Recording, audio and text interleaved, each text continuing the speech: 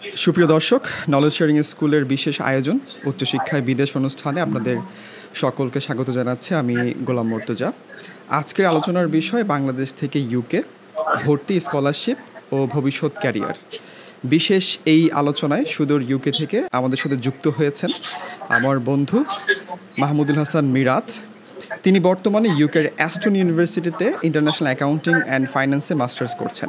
বাংলাদেশে এর আগে তিনি বিভিন্ন ন্যাশনাল ও মাল্টিন্যাশনাল কোম্পানিতে দীর্ঘ 6.5 বছর কাজ করেছেন।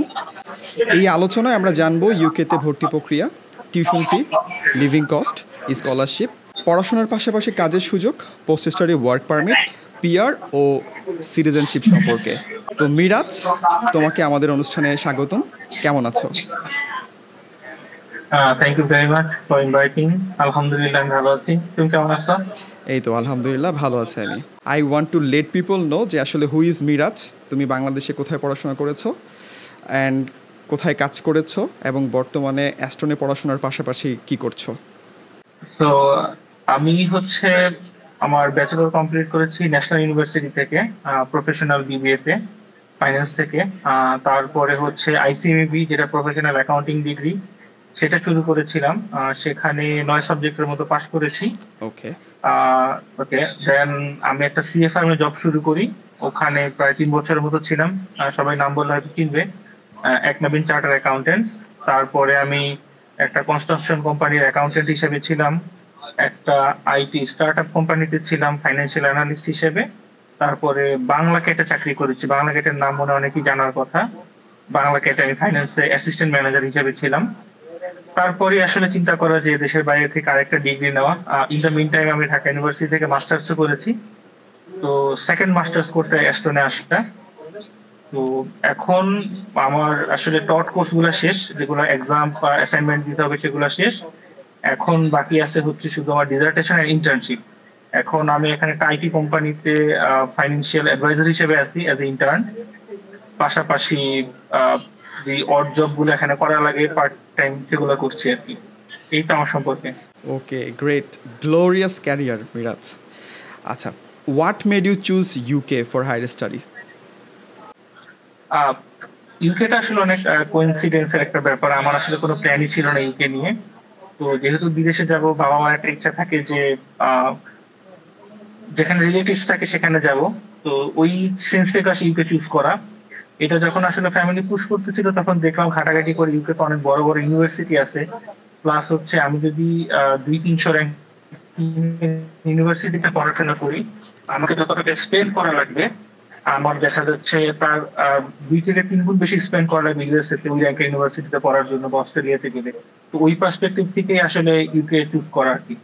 আমাদের বাংলাদেশ থেকে কমার্স বা তোমার বিজনেস স্টাডিজ নিয়ে যারা পড়াশোনা করেছে তাদের জন্য আসলে ইউকেতে অপরচুনিটি কেমন পড়াশোনার ক্ষেত্রে?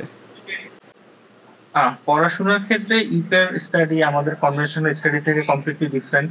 এখানে আসলে অ্যাসাইনমেন্ট বেসড হয়। তবে অ্যাসাইনমেন্ট গুলো এরকম না যে আসলে করলেই পারা যাবে। কারণ একটু বড় ইউনিভার্সিটিতে আসলে যেটা হয়, অ্যাসেসমেন্ট ক্রাইটেরিয়াটা অনেক স্ট্রিক্ট। দেখা গেছে যদি আমি বলি, আমার একটা কোর্সে, একটা থিওরি কোর্সে 12 জন ছিলাম আমরা, অপশনাল। ওখানে 2 জনকে ফেল করাইছে।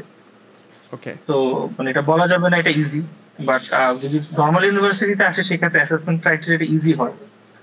যেমন এখানে যারা মোস্টলি পড়তে আসে 600, 700, 1000 র্যাঙ্কিং এ, ওদের সপ্তাহে একদিন ফিজিক্যাল থাকে, একদিন প্র্যাকটিক্যাল অনলাইন ক্লাস থাকে। বাট আমার ইউনিভার্সিটিতে আমার 4 দিন ফিজিক্যাল ক্লাস ছিল, যেটা পুরো আনইউজুয়াল অনেক ইউনিভার্সিটির জন্য। এটা আসলে ডিপেন্ড করে আর কি, সে কে কোথায় যাচ্ছে, কোন ইউনিভার্সিটি যাচ্ছে, কোন কোর্স চুজ করতেছে। যেমন আমি যদি বলি, কেউ আসলে ইন্টারন্যাশনাল বিজনেস করতে যাচ্ছে, ওর যে কমিটমেন্ট, ওর যে এঙ্গেজমেন্ট, আর যে অ্যাকাউন্টিং বা আরো ফাইন্যান্সিয়াল অ্যানালাইসিস টাইপের কিছু করতে যাচ্ছে, তার এঙ্গেজমেন্টটা টোটালি ডিফারেন্ট। এটা আসলে কেস টু কেস ভ্যারি করে। ইউকেতে তোমার ইউনিভার্সিটিগুলোতে ভর্তি প্রক্রিয়া কেমন? কেউ যদি ব্যাচেলর অথবা মাস্টার্সের কোর্স করতে চায়, সেক্ষেত্রে ব্যাচেলর কোর্স কত বছরের এবং মাস্টার্সের কোর্স কত বছরের, এবং সেক্ষেত্রে এই কোর্সগুলোতে ভর্তির রিকোয়ারমেন্টগুলো কী কী? ইউকেতে আসলে ব্যাচেলর যদি কেউ করতে চায়, কোর্স গুলো মোস্টলি 3 বছরের হয় এবং 1 বছর প্লেসমেন্ট ইয়ার থাকে। তার মানে 1 বছর স্টুডেন্ট ভিসা থেকে ফুল টাইম কাজ করা যায়, এটা হলো প্লেসমেন্ট ইয়ার। মাস্টার্স 80% জায়গায় 2 বছরের, 1 বছর কোর্স, 1 বছর সে কাজ করতে পারবে। Why he is student, he or she can work full time. এটা হলো প্লেসমেন্ট ইয়ারের গল্প। তো টেকনিক্যালি চিন্তা করে অনার্স 4 বছর হলে 3 বছর পড়াশোনা 1 বছর কাজ, মাস্টার্স এর ক্ষেত্রে 2 বছর পড়াশোনার কোর্স হলে 1 বছর পড়াশোনা 1 বছর কাজ, এটা স্টুডেন্ট থেকে ফুল টাইম করা যায়। বাট অ্যাকচুয়ালি ওই প্লেসমেন্ট ইয়ার ছাড়া যে কোনো সময় 2 ঘন্টার বেশি পারমিশন থাকে না, মানে পার্ট টাইম পারমিশন থাকে। আর অনেক ইউনিভার্সিটি আছে তাদের প্লেসমেন্ট ইয়ার থাকে না, যে চাইলে শুধু আমি পড়তে গেছি আমার 1 বছর আমি কাজ করবো না, মানে শুধু আমি স্টুডেন্ট হিসেবে থাকবো, সেইটাও চুজ করা যায়। যেমন আমি চুজ করছি আমার এখানে কোনো প্লেসমেন্ট ইয়ার নাই, শুধু 1 বছর পড়াশোনা করব, পড়াশোনা শেষে আমি পোস্ট স্টাডি ওয়ার্ক পারমিটে যাবো 2 বছরের জন্য। 2 বছর ব্যাচেলর মাস্টার দুইটার ক্ষেত্রে। আর রিকোয়ারমেন্ট কথা বলতে গেলে অনেক ইউনিভার্সিটিতে আপনার আইএলটিএস তোমার যেটা রিকোয়ারমেন্ট থাকে, আইএলটিএস হচ্ছে 5.5 থেকে শুরু হয়, কোনো জায়গায় 7.5ও থাকে রিকোয়ারমেন্ট, ভ্যারিজ আর কি। তো এটা একটা রিকোয়ারমেন্টের ইস্যু থাকে। দেন হচ্ছে মাস্টার্স করতে গেলে ব্যাচেলর থাকা লাগে। তো ব্যাচেলরে কোনো ইউনিভার্সিটি বলে দেয় যে এই এরকম একটা থ্রেশহোল্ড থাকে যে রেজাল্ট এরকম হইতে হবে। আবার কিছু কিছু মাস্টার্স আছে যে এমরেস, ওখানে অনেক সময় জব এক্সপিরিয়েন্সের রিকোয়ারমেন্ট ঢুকায় দেয় যে এত বছর জব এক্সপিরিয়েন্স থাকা লাগবে। এটা আসলে ডিপেন্ড করে কোন ইউনিভার্সিটিতে যাচ্ছে, কোন কোর্সে যাচ্ছে তার উপর ডিপেন্ড করে আর কি। মানে কোশ্চেনটা অনেক ব্রড, এটা অনেক ছোট অ্যান্সার করা সম্ভব হয়, বাট বললাম যেটা ডিপেন্ড করে। যেমন আমার ইউনিভার্সিটিতে মিনিমাম রিকোয়ারমেন্ট ছিল 6.5, মানে 6.5 থেকে স্টার্ট হয়, এর নিচে কোথাও নাই। অনেক ইউনিভার্সিটিতে 5.5ও আছে, ইট ভ্যারিজ। ওকে, আরেকটু অ্যাড করি, সেটা হচ্ছে প্রসেসিংটা ইউকে তে সব ডকুমেন্ট যদি রেডি থাকে, লাইক তার আইএলটিএস করা আছে, তারপরে হচ্ছে সব ফান্ড রেডি করা আছে, ইচ এন্ড এভরিথিং যদি রেডি থাকে, 3 মাসের প্রসেস, 3 থেকে 3.5 মাসের মধ্যে এটা পসিবল। আচ্ছা, ঠিক আছে, 3 থেকে 3.5 মাসের একটা প্রসেস লাগবে। তো সেই ক্ষেত্রে একজন স্টুডেন্টের বা শিক্ষার্থীর কি কি ডকুমেন্টস প্রিপেয়ার করা লাগবে এই ভর্তি প্রক্রিয়ার জন্য? ফার্স্ট অফ অল যে তার ট্রান্সক্রিপ্ট গুলো আছে, ইনিশিয়ালি তার ট্রান্সক্রিপ্ট গুলা বা সার্টিফিকেট গুলো থাকা লাগবে। ইউনিভার্সিটি অ্যাডমিশনের জন্য ইনিশিয়ালি অ্যাপ্লিকেশনের জন্য সফট কপিটা দেখতে চাই, মানে যখন আমরা অফার লেটারের জন্য অ্যাপ্লাই করি। ওকে, অ্যাডভাইজেবল হচ্ছে অরিজিনাল কপিটা উঠে ফেলা, নট প্রভিশনাল কপি। ম্যাক্সিমাম আমরা প্রভিশনাল কপি পাই। অরিজিনাল সার্টিফিকেটটা তুলে ফেলা, কারণ এটা হচ্ছে ভিসা অফিসার অনেক সময় দেখতে চাই, যখন এম্বাসিতে আমরা অ্যাপ্লাই করি তখন এটা দেখতে চাই। অনেক সময় বিএফএস টাকে স্ক্রিনে দেখে। সব academic certificate, IELTS result, fund, নামে যদি কোনো অ্যানোমালিস থাকে, যেমন সার্টিফিকেটে বাবা মার নাম, আমার স্পেলিং একরকম, এনআইডি তো অন্যরকম, সেই ক্ষেত্রে হচ্ছে স্টুডেন্টের সব ডকুমেন্টে বাবা মার নাম সেম হইতে হবে, নিজের নামও সেম হইতে হবে। যদি না থাকে সেক্ষেত্রে এফিডেভিট করাইতে হয়। তো এই হলে বেসিক ডকুমেন্ট আর কি। আর যদি কারো ফান্ড থাকে, ফান্ডের প্রুফের, যেমন আমরা সলভেন্সি সার্টিফিকেট বলি, solvency certificate and bank statement, এগুলো থাকলে অ্যাপ্লাই করা যায়। আচ্ছা, আবেদন করার সঠিক সময় কখন এবং এই আবেদন করার প্রক্রিয়াটি কতদিন যাবত চলে? বেসিক্যালি ইউকেতে যেমন ডকুমেন্ট ঠিক থাকলে, আমার যেমন আমি আজকে সন্ধ্যায় অ্যাপ্লাই করছি, আমার আগামীকালকে সন্ধ্যায় অফার লেটার চলে আসছে। ডকুমেন্ট যদি অ্যাকুরেট রাখা যায়, এটা আসলে 24 আওয়ার্স এর ব্যাপার। ওকে, বাট না থাকলে তখন হচ্ছে প্রভিশনাল অফার লেটার আসে, কিছু কন্ডিশন পুট করে দেয় যে এই ফিল আপ করে তোমাকে আমরা ফুল অফার লেটার দিব। এটা ডিপেন্ড করে একটা স্টুডেন্ট কতটুকু প্রিপেয়ার তার ডকুমেন্ট নিয়ে। যেমন আমার জব এক্সপেরিয়েন্স সার্টিফিকেট, তারপরে যদি আমার আইএসও 7 ছিল, আইএসও 7 থাকা সত্ত্বেও আমি ন্যাশনাল ইউনিভার্সিটি থেকে এমওআই তুলে রাখছি। তো আমি চিন্তা করছি এমনি এমওআই প্লাস তারপরে হচ্ছে মিডিয়াম অফ ইনস্ট্রাকশনটা দিই, প্লাস আইএলটিএস দিই, এবং হচ্ছে আমার জব এক্সপিরিয়েন্সের সবগুলো লেটার আমি প্রোভাইড করি, তাহলে প্রসেসটা এক্সপেডাইট হবে। তো ডিপেন্ড করা যাবে ডেডিকেশনটা কতটুকু আর কি, অ্যাজ পার ডকুমেন্ট আর কি। ডকুমেন্টের ওই রিকোয়ারমেন্ট গুলো ওইভাবে নিজে থেকে রেডি রাখলে 1-2 দিনের বেশি লাগে না অফার লেটার আসতে। আর যদি ইনটেকের কথা বলি, ইউকেতে মেন ইনটেক হচ্ছে সেপ্টেম্বর ইনটেক। তো সেপ্টেম্বর ইনটেকের জন্য জুন জুলাই থেকে প্রসেসিং স্টার্ট করলেই হয়। এছাড়াও যেমন জানুয়ারি ইনটেক আছে, এখন এপ্রিল মে ইনটেকও আছে। ওগুলো হচ্ছে লেস পপুলার ইনটেক আর কি। সেপ্টেম্বর ইনটেকে যেরকম ভালো টিচার পাওয়া যায়, যদি জানুয়ারি বা মে ইনটেকে আসে তখন দেখা যায় যে স্টুডেন্ট মানে টিচার হয়তো 80% ভালো পড়বে, 20% অত কোয়ালিটিফুল পড়ে না। এবং স্কলারশিপও বেশি থাকে সেপ্টেম্বর ইনটেকে। স্টুডেন্ট ভিসায় কি স্পাউসকে সঙ্গে নেওয়া যায়? কেউ যদি এমব্রেস প্রোগ্রামে আসে, মাস্টার্স রিসার্চ যেটা, তাহলে সে নিয়ে আসতে পারবে। বাট অনেক ইউনিভার্সিটির প্রোগ্রাম মাস্টার্স রিসার্চ, বাট সে স্পাউস আনতে পারবে না। তো বেটার হবে কেউ যদি স্পাউস নিয়ে আসতে চায় তো ইউনিভার্সিটিকে মেইল করতে হবে যে আমি কি আমার ওয়াইফ বা হাজবেন্ড নিয়ে আসতে পারবো কিনা, ইউনিভার্সিটি কনফার্ম করবো। আমি ফ্রেন্ডের ক্ষেত্রে দেখেছি এরকম যে প্রোগ্রাম এমরেস বাট ইউনিভার্সিটি বলতেছে আমরা অ্যালাউ করে নিস পাবো, তো এটা কনফার্ম হয় না এটা। So it depends on the university. Yes. এবার আমরা একটু খরচের দিকে যাই, যে আসলে ইউকেতে পড়াশোনার খরচ কেমন। মাস্টার্সের ক্ষেত্রে ইউকেতে টিউশন ফি এর রেঞ্জ কীরকম? আর টিউশন ফি রেঞ্জে ডিপেন্ড করে ইউনিভার্সিটির উপর। যেমন এখানে যেমন 1012 যদি কিউএস ওয়ার্ল্ড র্যাঙ্কিং এর কথা বলি, 1100-1200 র্যাঙ্কিং এর ইউনিভার্সিটি আছে, আবার এমপি র্যাঙ্কিং এর ইউনিভার্সিটি আছে এখানে। তো ডিপেন্ড করে, যেমন এভারেজে বাংলাদেশ থেকে যারা মোটামুটি আসে, এভারেজ যদি আমি চিন্তা করি, পার ইয়ার 10 থেকে 12 হাজার পাউন্ড হচ্ছে টিউশন ফি থাকে, মাল্টিপ্লাইড বাই 165। 10 থেকে 12 হাজার যদি আমি চিন্তা করি, 20 লাখের উপরে এক বছরে। ওকে, সেক্ষেত্রে মাস্টার্সে যেটা আসে, ব্যাচেলরে হলে মাল্টিপ্লাইড বাই 3 ইয়ার বা 4 ইয়ার হবে আর কি। এটা হলো মানে মিডিয়াম রেঞ্জ ইউনিভার্সিটি গুলো। ওকে, সেই ক্ষেত্রে স্কলারশিপের কোনো সুযোগ রয়েছে কিনা? এটা যে আমি যে ফিগারটা বলছি, ফি হয় 12-13 হাজার থাকে, ওরা হয়তো পার ইয়ার 1,000 বা 2,000 দেয় অনলি। আর বড় স্কলারশিপ, হ্যাঁ এখানে স্কলারশিপ কম, বাট বড় স্কলারশিপ পাওয়া যায় হচ্ছে বড় ইউনিভার্সিটি গুলো থেকে। যেমন আমার ইউনিভার্সিটিতে পার ইয়ার ফি ছিল 23,500 পাউন্ড, অলমোস্ট 36 লাখের মতো। আমি এর মধ্যে 35% স্কলারশিপ পেয়েছি। গ্রেট, কংগ্রাচুলেশনস, খুব ভালো। মানে এইটা তুমি যদি বলো 1 থেকে 1,500 পাউন্ড নাকি ইউরো? পাউন্ড নাকি ইউরোতে হয়? পাউন্ড। তো সেই ক্ষেত্রে তুমি 35% স্কলারশিপ পেয়েছো, মানে তো এটা হিউজ অ্যামাউন্ট। $8,000 পাউন্ডের মতো আমি স্কলারশিপ পেয়েছি। ইউকেতে স্টুডেন্টদের জন্য আসলে পার্ট টাইম জব করার সুযোগ কেমন, এবং পার্ট টাইম জবে কোন ধরনের কাজ আসলে মূলত স্টুডেন্টরা করে থাকে?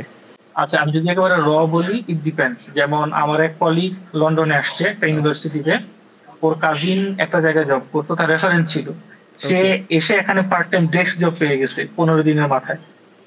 আর আমার জব খুঁজে পেতে 4 মাস লাগছে। তো এখানে অ্যাডভাইজেবল হবে মানে পরিচিত যেখানে লোক আছে যে কাজ দিতে পারবে, ওই রকম কোন একটা জায়গায় আসা। কারণ হচ্ছে এখানে রেফারেন্স ছাড়া কিছু হয় না, যত এক্সপিরিয়েন্স থাকুক যাই থাকুক না কেন, মানে দেখা যায় যে কেউ বলে দিছে যে ঠিক আছে ওকে নাও, চেকও করবে না তুমি কাজ পারো কিনা। ডিপেন্ড করে পরিচিত লোক কোথায় আছে, এটা হলো হ্যাকস। আর কাজের কথা যদি বলি, মোস্টলি মানুষ রেস্টুরেন্টে কাজ করে, রেস্টুরেন্টের কিচেনে, ওয়্যার হাউসে কাজ করে। যেমন আমাদের দেশে ডিএইচএল এর ওয়্যার হাউস আছে, অ্যামাজনের ওয়্যার হাউস আছে, এখানে ডিপিডি আছে, অনেক ওয়্যার হাউস আছে, এখানে মানুষ কাজ করে।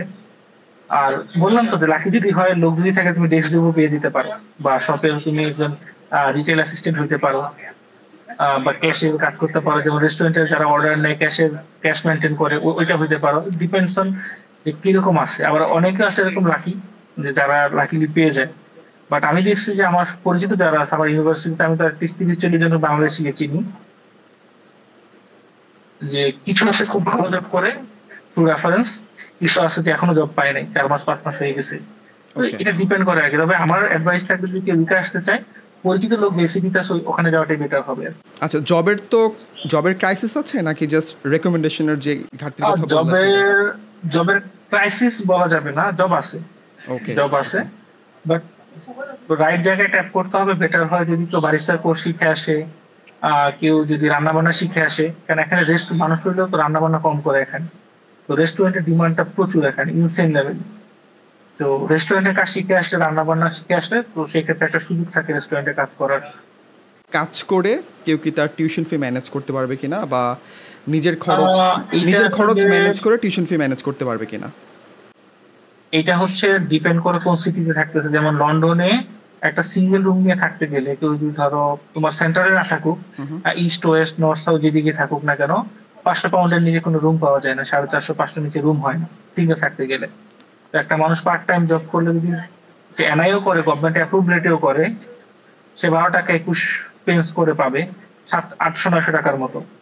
তার 500 টাকা যদি থাকাই চলে যায়, খাইতে ধরো 100 টাকা, ট্রান্সপোর্ট আছে আরো ধরো 100-150 টাকা, আলটিমেটলি কিন্তু পসিবল না যদি লিগালি জব করে। আর কেউ যদি চিন্তা করে যে আমি ক্যাশ জব করবো লুকায় 20 ঘন্টার বেশি পারমিশন, সেই ক্ষেত্রে যদি টিউশন ফি কম হয়, সেই ক্ষেত্রে পসিবল।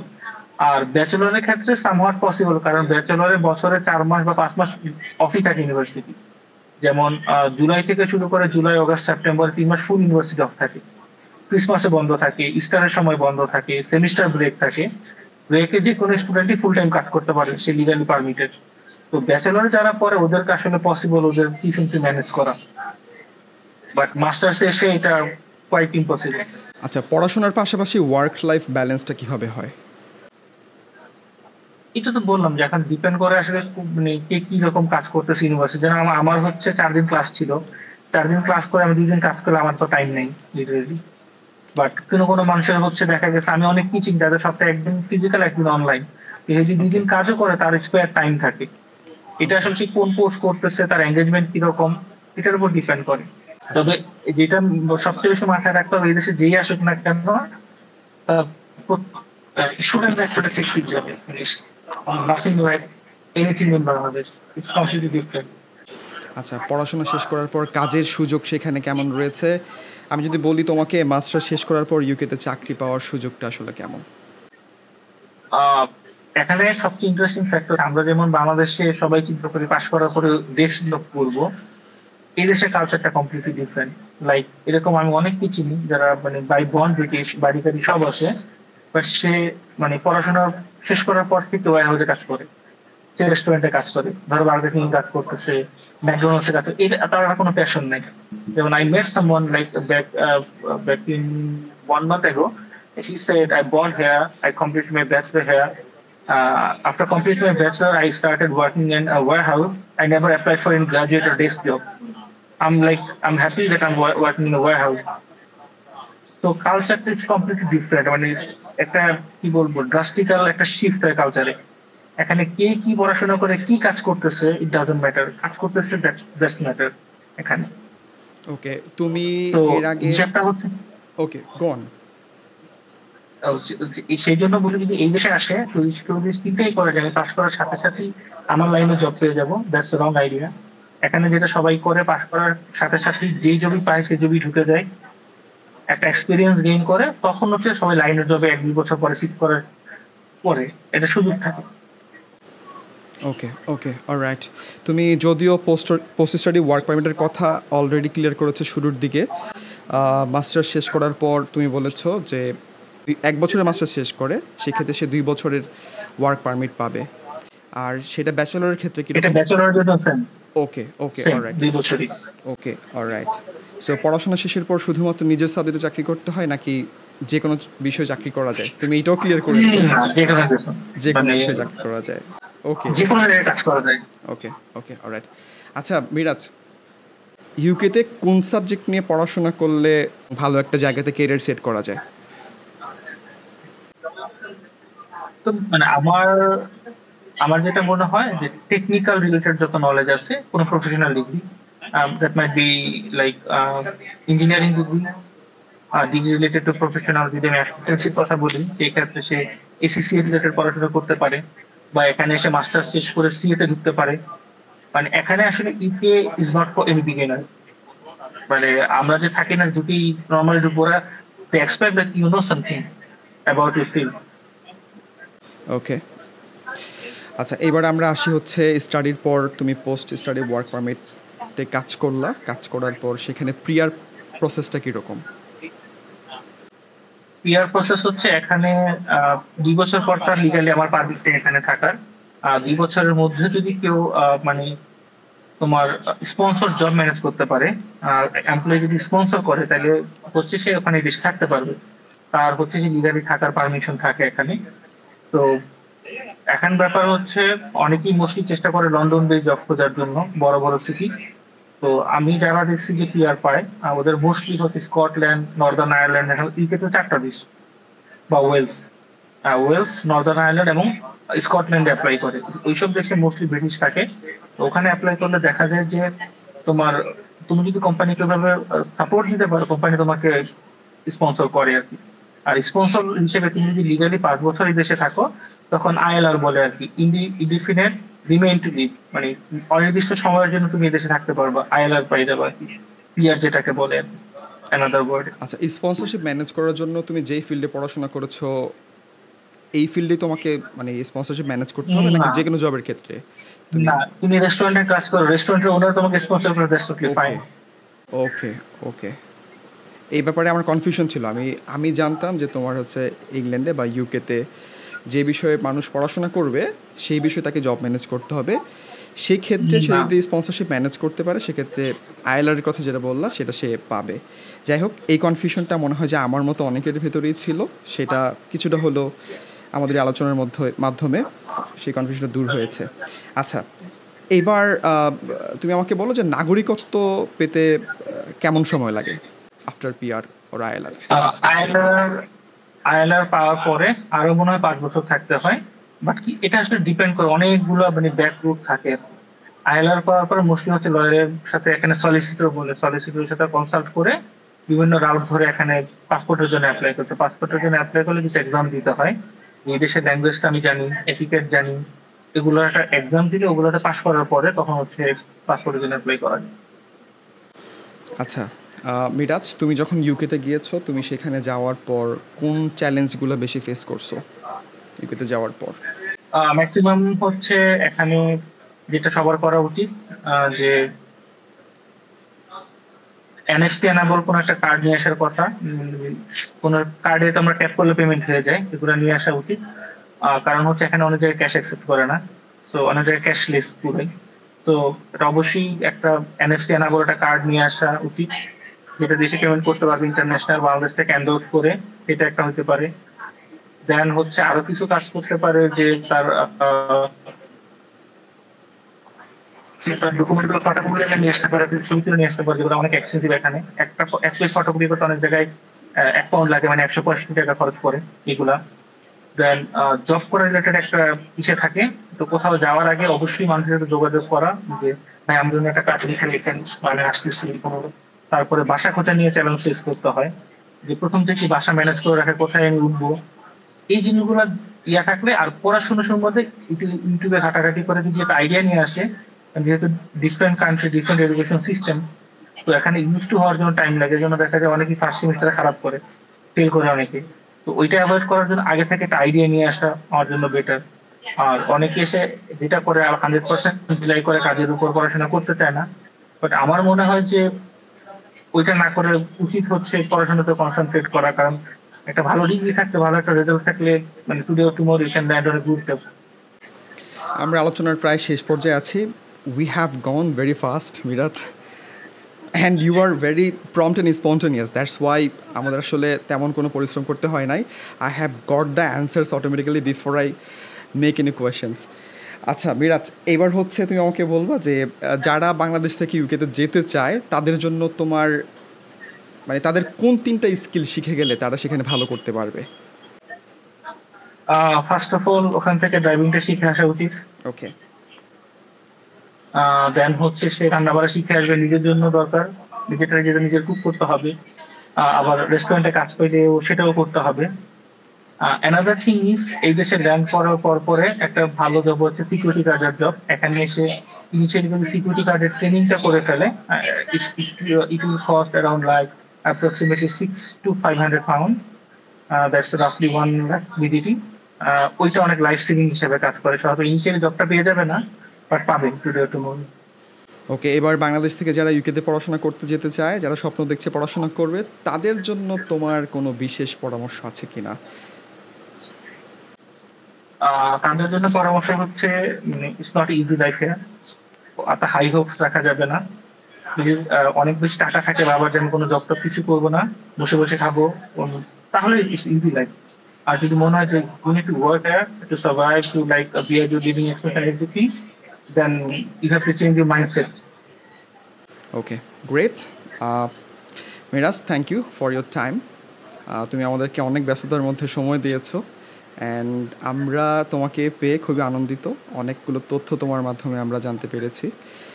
আমরা এখন একটু কমেন্ট সেকশন চেক করব যে আমাদের দর্শকদের কোনো কমেন্ট আসলে আসছে কিনা। যদিও আমরা খুব ফাস্ট গিয়েছি এবং একটু ইন্টারাপ্ট করি। হ্যাঁ। I think I have to go, like someone is calling me. Okay, no problem Miraj, ধন্যবাদ। So like if you got any question, just send me over WhatsApp. I'll respond to each of them. Thank you, so No kind of problem. you, so kind of you. Thank you, Miraj, for your for giving us your Thank you for having me, valuable time. brother. Thank you.